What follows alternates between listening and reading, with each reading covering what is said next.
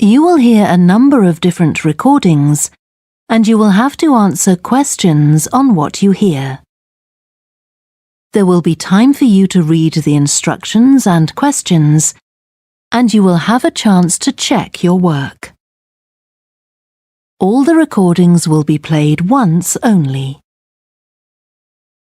The test is in 4 sections. At the end of the test, you will be given 10 minutes to transfer your answers to an answer sheet. Now turn to Section 1. Section 1. You will hear a telephone conversation between an official at a village hall and a woman who wants to hire a public room. First, you have some time to look at questions 1 to 6.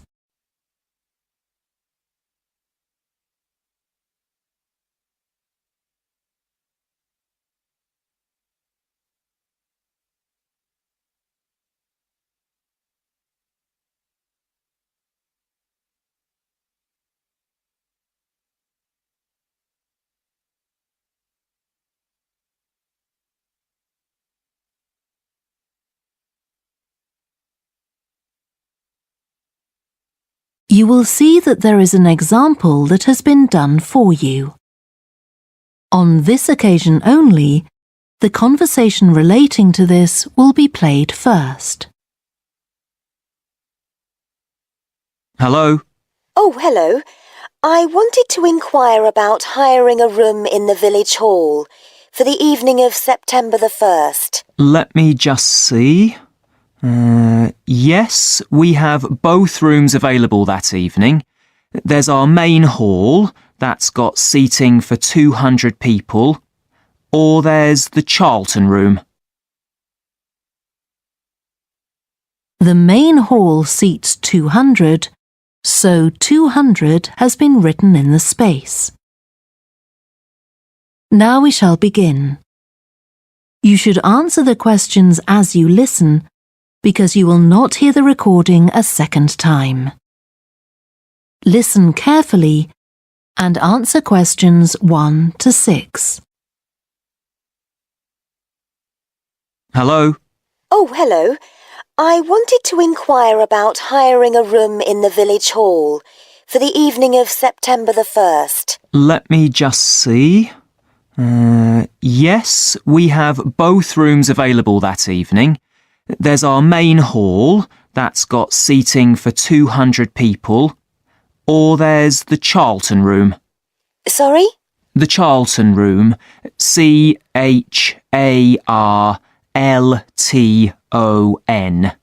That's got seating for up to 100. Well, we're organising a dinner to raise money for a charity, and we're hoping for at least 150 people. So I think we'll go for the main hall. How much would that cost? Let's see. You wanted it for the evening of September the 1st? Yes, that's a Saturday. So from 6 p.m. to midnight, that'd be £115. That's the weekend price. It's £75 on weekdays. That's all right. And I have to tell you, there's also a deposit of £250, which is returnable, of course, as long as there's no damage. But we do insist that this is paid in cash. We don't take cards for that. You can pay the actual rent of the room however you like, though. Cash, credit card, cheque. Oh, well, I suppose that's okay. So, does the charge include use of tables and chairs and so on? Oh, yes.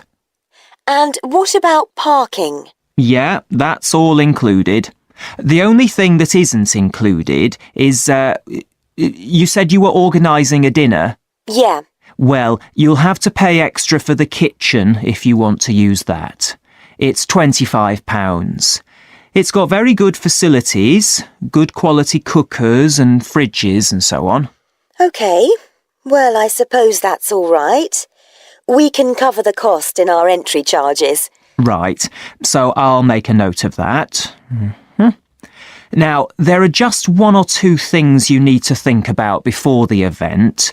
For example, you'll have to see about getting a licence if you're planning to have any music during the meal. Oh, really?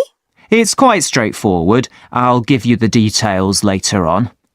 And about a week or 10 days before your event, you'll need to contact the caretaker, that's Mr. Evans, to make the arrangements for entry. He'll sort that out with you. And do I give him the payment as well? No, you do that directly with me. Before you hear the rest of the conversation, you have some time to look at questions 7 to 10.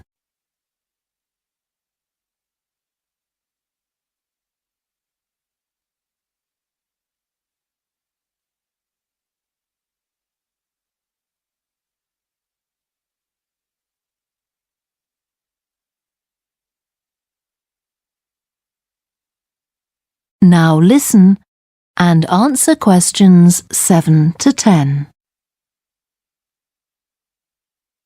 Right. Now, is there anything I need to know about what happens during the event? Well, as you'll be aware, of course, the building is no smoking throughout. Of course. Now, are you having a band? Yes. Well, they'll have a lot of equipment, so rather than using the front door, they should park their van round the back and use the stage door there. You can open that from inside, but don't forget to lock it at the end. OK. And talking of bands, I'm sure I don't need to tell you this, but you must make sure that no one fiddles about with the black box by the fire door. That's a system that cuts in when the volume reaches a certain level. It's a legal requirement. Sure. Anyway, we want people to be able to talk to one another, so we don't want anything too loud. Oh, that reminds me. We'll be having speeches. Are there any microphones available? Yep, just let the caretaker know. He'll get those for you. Right, now, when the event is over, we do ask that the premises are left in good condition. So there's a locked cupboard, and you'll be informed of the code you need to open that. It's got all the cleaning equipment, brushes and detergent and so on. Right. So what do we need to do after everyone's gone? Sweep the floors, I suppose? Well, actually, they have to be washed, not just swept. Then you'll be provided with black plastic bags, so all the rubbish must be collected up and left outside the door. Of course. We'll make sure everything's left tidy. Oh, and I forgot to ask. I presume we can have decorations in the room? Yes, but you must take them down afterwards. Sure. And the chairs and tables should be stacked up neatly at the back of the room. I'll make sure I've got a few people to help me. That is the end of section 1. You now have half a minute to check your answers.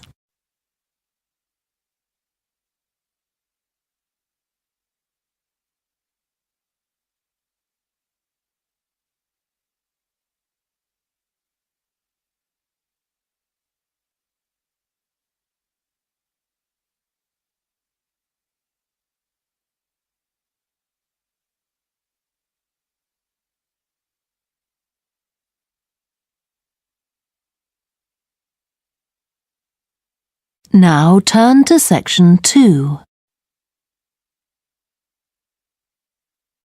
Section 2. You will hear a guide talking to a group of visitors to a farm. First, you have some time to look at questions 11 to 14.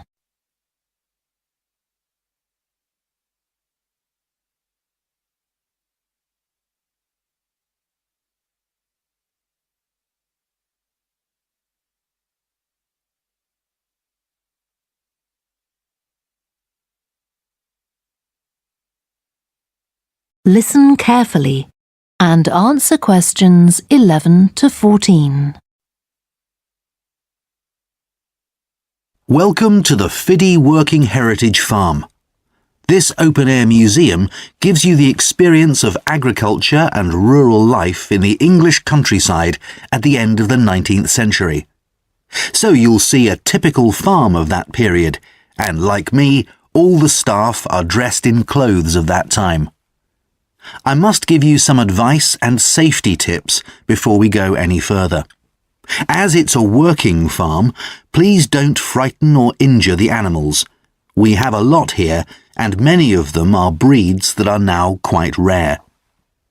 And do stay at a safe distance from the tools.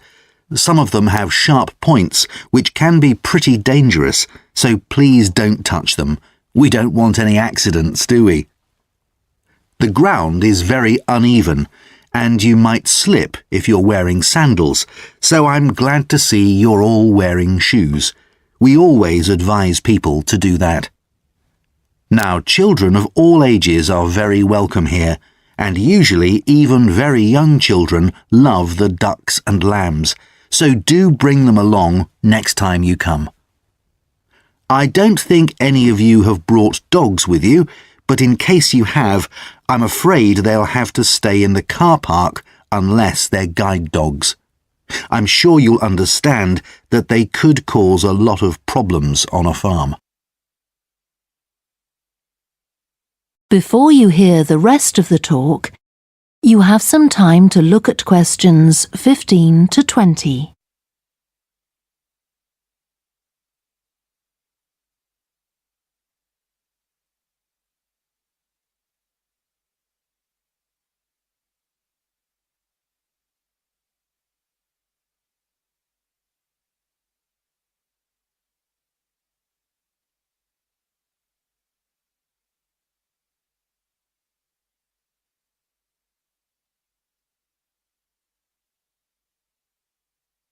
Now listen and answer questions 15 to 20.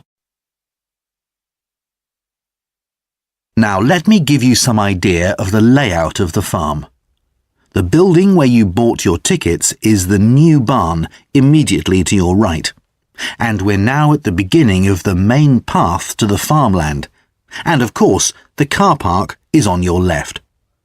The scarecrow you can see in the car park in the corner beside the main path is a traditional figure for keeping the birds away from crops. But our scarecrow is a permanent sculpture. It's taller than a human being, so you can see it from quite a distance. If you look ahead of you, you'll see a maze. It's opposite the new barn, beside the side path that branches off to the right, just over there. The maze is made out of hedges which are too tall for young children to see over them, but it's quite small, so you can't get lost in it. Now, can you see the bridge crossing the fish pool further up the main path? If you want to go to the cafe, go towards the bridge and turn right just before it. Walk along the side path and the cafe's on the first bend you come to. The building was originally the schoolhouse, and it's well over 100 years old. As you may know, we run skills workshops here, where you can learn traditional crafts like woodwork and basket making. You can see examples of the work and talk to someone about the courses in the Black Barn. If you take the side path to the right, here, just by the new barn, you'll come to the Black Barn, just where the path first bends. Now, I mustn't forget to tell you about picnicking, as I can see some of you have brought your lunch with you.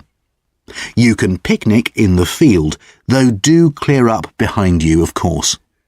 Or if you'd prefer a covered picnic area, there's one near the farmyard, just after you cross the bridge. There's a covered picnic spot on the right. And the last thing to mention is Fiddy House itself. From here you can cross the bridge, then walk along the footpath through the field to the left of the farmyard. That goes to the house, and it'll give you a lovely view of it. It's certainly worth a few photographs, but as it's a private home, I'm afraid you can't go inside. Right, well, if you're all ready, we'll set off on our tour of the farm. That is the end of section 2. You now have half a minute to check your answers.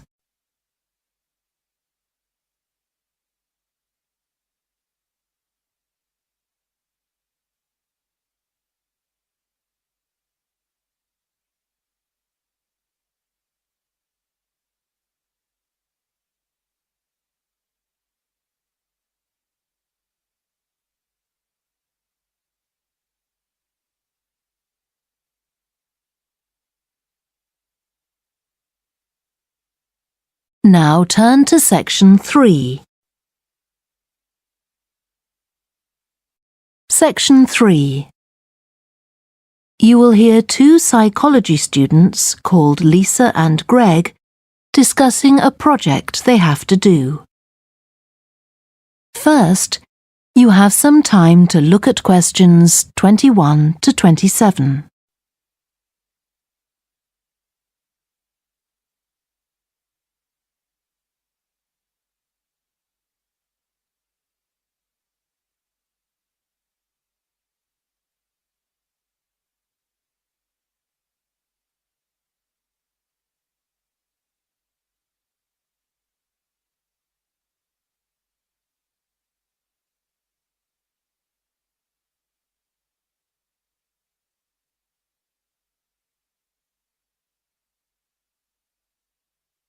Now listen carefully and answer questions 21 to 27. OK, Greg, so I finally managed to read the article you mentioned, the one about the study on gender in physics. About the study of college students done by Akira Miyake and his team.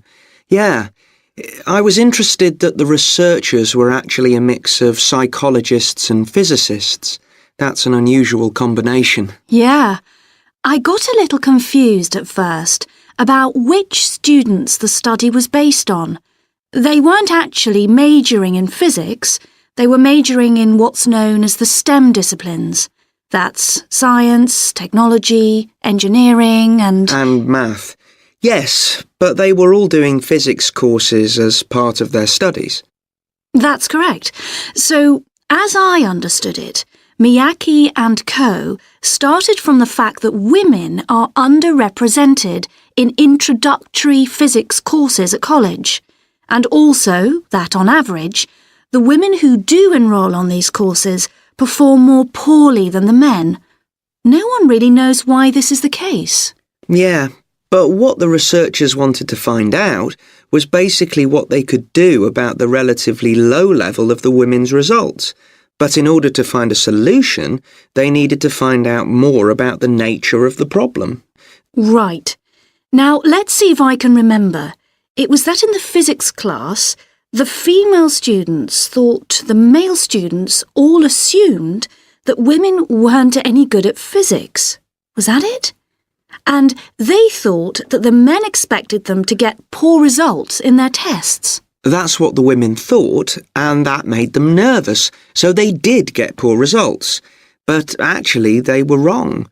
No one was making any assumptions about the female students at all. Anyway, what Miyake's team did was quite simple, getting the students to do some writing before they went into the physics class. What did they call it? Values affirmation. They had to write an essay focusing on things that were significant to them, not particularly to do with the subject they were studying, but more general things like music or people who mattered to them. Right. So the idea of doing the writing is that this gets the students thinking in a positive way. And putting these thoughts into words can relax them and help them overcome the psychological factors that lead to poor performance. Yeah. But what the researchers in the study hadn't expected was that this one activity raised the women's physics grades from the C to the B range. A huge change. Pity it wasn't to an A, but still. No, but it does suggest that the women were seriously underperforming beforehand in comparison with the men. Yes. Mind you, Miyake's article left out a lot of details, like did the students do the writing just once or several times? And had they been told why they were doing the writing? That might have affected the results. You mean if they know the researchers thought it might help them to improve, then they just try to fulfill that expectation? Exactly. Before you hear the rest of the discussion, you have some time to look at questions 28 to 30.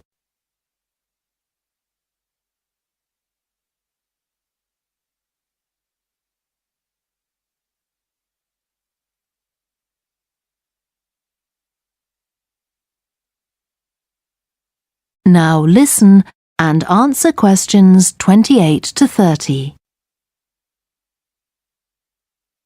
So anyway, I thought for our project we could do a similar study, but investigate whether it really was the writing activity that had that result. OK, so we could ask them to do a writing task about something completely different, something more factual, like a general knowledge topic. Maybe. Or we could have half the students doing a writing task and half doing something else, like an oral task. Or even half do the same writing task as in the original research and half do a factual writing task. Then we'd see if it really is the topic that made the difference or something else. That's it. Good.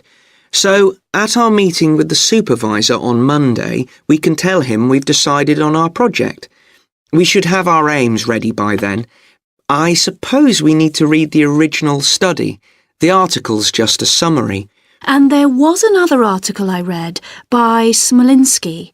It was about her research on how women and men perform in mixed teams in class, compared with single-sex teams and on their own. Let me guess. The women were better at teamwork. That's what I expected. But actually, the men and the women got the same results, whether they were working in teams or on their own. But I guess it's not that relevant to us. What worries me, anyway, is how we're going to get everything done in the time. We'll be okay now we know what we're doing. Though I'm not clear how we assess whether the students in our experiment actually make any progress or not. No, we may need some advice on that. The main thing's to make sure we have the right size sample, not too big or too small. That shouldn't be difficult. Right, what do we need to do next? We could have a look at the timetable for the science classes, or perhaps we should just make an appointment to see one of the science professors. That'd be better. Great. And we could even get to observe one of the classes. What for? Well, OK, maybe let's just go with your idea. Right, well, I think that's everything for now. That is the end of section 3. You now have half a minute to check your answers.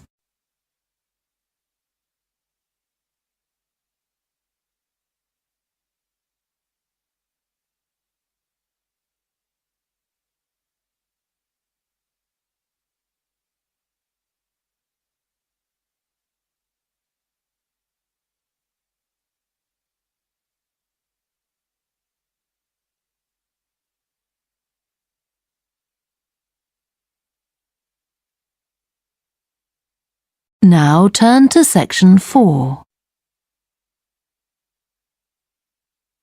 Section 4. You will hear part of a student presentation about the variety of different species that live in the world's ocean. They've been surveying. First, you have some time to look at questions 31 to 40.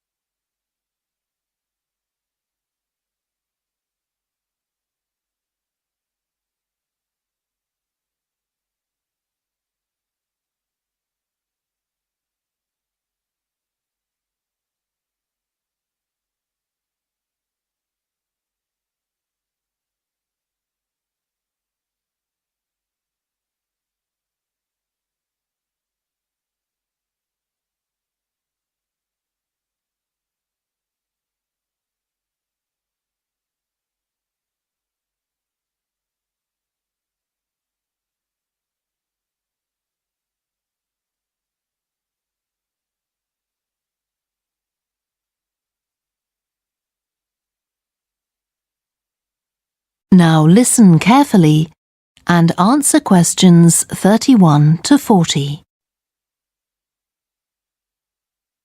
I've been looking at ocean biodiversity. That's the diversity of species that live in the world's oceans. About 20 years ago, biologists developed the idea of what they called biodiversity hotspots. These are the areas which have the greatest mixture of species. So, one example is Madagascar. These hotspots are significant because they allow us to locate key areas for focusing efforts at conservation. Biologists can identify hotspots on land fairly easily, but until recently, very little was known about species distribution and diversity in the oceans, and no one even knew if hotspots existed there. Then a Canadian biologist called Boris Worm did some research in 2005 on data on ocean species that he got from the fishing industry. Worm located 5 hotspots for large ocean predators, like sharks, and looked at what they had in common. The main thing he'd expected to find was that they had very high concentrations of food, but to his surprise, that was only true for 4 of the hotspots. The remaining hotspot was quite badly off in that regard. But what he did find was that in all cases, the water at the surface of the ocean had relatively high temperatures, even when it was cool at greater depths. So, this seemed to be a factor in supporting a diverse range of these large predators. However, this wasn't enough on its own, because he also found that the water needed to have enough oxygen in it. So these 2 factors seemed necessary to support the high metabolic rate of these large fish. A couple of years later, in 2007, a researcher called Lisa Balance, who was working in California, also started looking for ocean hotspots, but not for fish. What she was interested in was marine mammals, things like seals. And she found 3 places in the oceans which were hotspots, and what these had in common was that these hotspots were all located at boundaries between ocean currents. And this seems to be the sort of place that has lots of the plankton that some of these species feed on. So now people who want to protect the species that are endangered need to get as much information as possible. For example, there's an international project called the Census of Marine Life, oceans all over the world, including the Arctic. One thing they found there, which stunned other researchers, was that there were large numbers of species which live below the ice, sometimes under a layer up to 20 meters thick. Some of these species had never been seen before. They've even found species of octopus living in these conditions. And other scientists working on the same project but researching very different habitats on the ocean floor have found large numbers of species congregating around volcanoes, attracted to them by the warmth and nutrients there.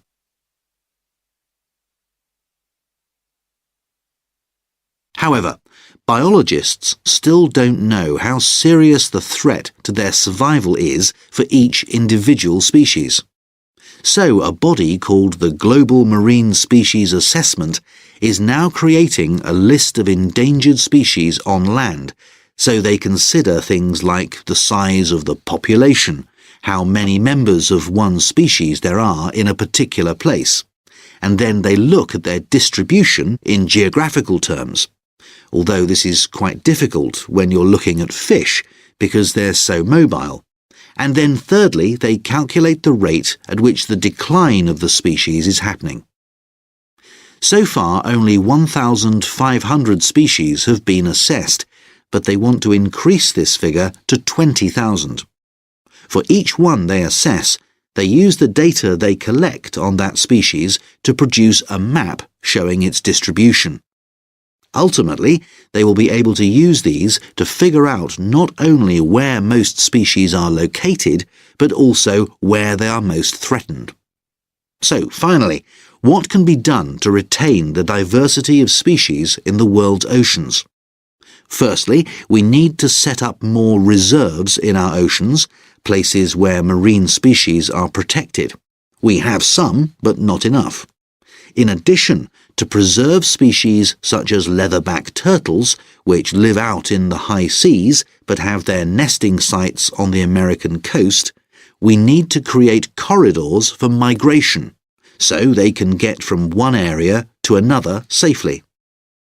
As well as this, action needs to be taken to lower the levels of fishing quotas to prevent overfishing of endangered species.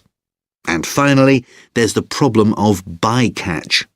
This refers to the catching of unwanted fish by fishing boats. They're returned to the sea, but they're often dead or dying. If these commercial fishing boats used equipment which was more selective so that only the fish wanted for consumption were caught, this problem could be overcome. OK, so does anyone have any questions about... That is the end of section 4. You now have half a minute to check your answers.